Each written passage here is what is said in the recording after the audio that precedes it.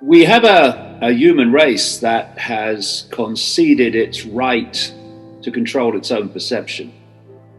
And because perception leads to behavior, giving up perception has led to behavior that has allowed a very few people to impose their will upon billions and turn this planet into basically a mind prison. If you want to control people, you have to create a mind prison, because everything we do, everything we don't do, everything we allow ourselves to acquiesce to, everything that we resist acquiescing to, these are all expressions of a person's perception.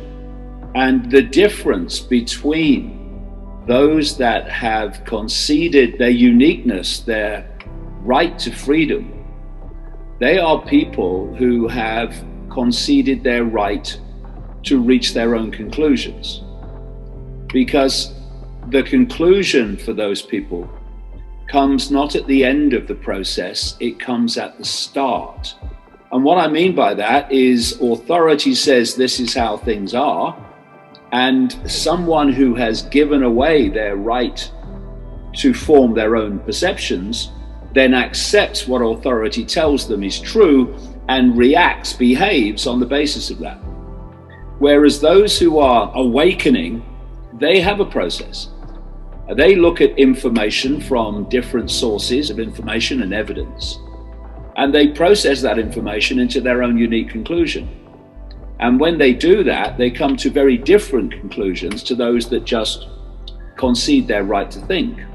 And we are seeing now, in this ever-gathering extreme of the COVID era, the very clear expressions of the difference between not controlling your perceptions and controlling your perceptions, because we are looking at two very, very different groups of people who are very different because they have very different perceptions and therefore they behave differently. These two groups have always been there to be seen throughout human history, in every culture.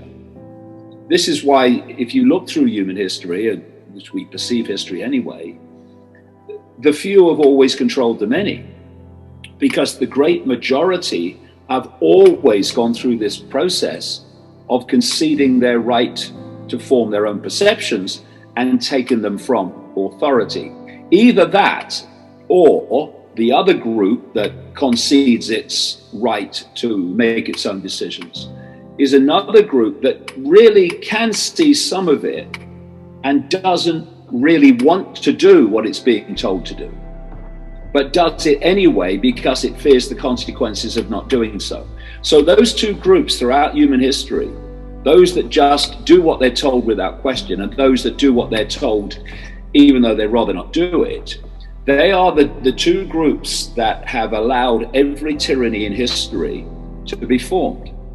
Because tyrannies are run by the few, and therefore the mathematics alone say that that can't happen unless great numbers of the many are in those two groups.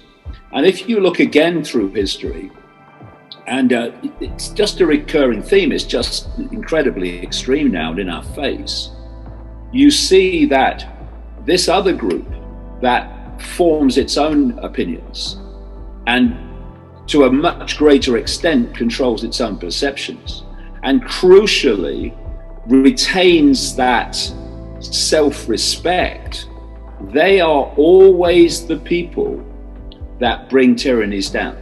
Always. Because the asleep and the fearful are not going to bring tyrannies down. They may follow on after it's all in a momentum, but it's those that will not concede their right to their perceptions. For instance, these other groups will accept that 2 and 2 equals 5, A, because they do it without question and believe it without question, or because they fear not believing or living their life as if 2 and 2 equals 5.